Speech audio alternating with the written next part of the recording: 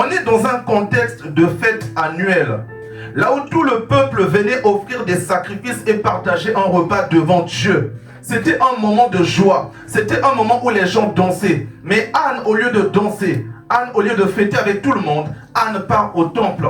Anne se met à parler, à remuer ses lèvres, à pleurer, alors que tout le monde était en fait en déphasage total avec le climat qui était autour d'elle. Parce que quoi? Elle ne sentait pas que c'était le moment pour elle de se réjouir. Pourquoi? Parce que Anne n'avait pas d'enfant. Anne n'avait pas d'enfant.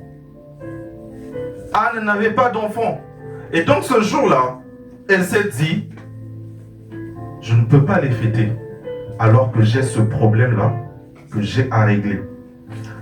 Le moment était le moment physique de la réjouissance, bien que imposé par Dieu, mais elle, son esprit, bien que le Saint-Esprit n'était pas encore descendu sur toute chair, la prophétie de Joël n'était pas encore concrétisée, son esprit lui dit, non, là, c'est l'instant où tu dois aller. C'est-à-dire que ce sont dans des moments comme ça parfois que Dieu t'observe plus. Anne ne sentit pas que c'était le moment de se réjouir comme les autres, mais c'était un moment d'aller voir Dieu.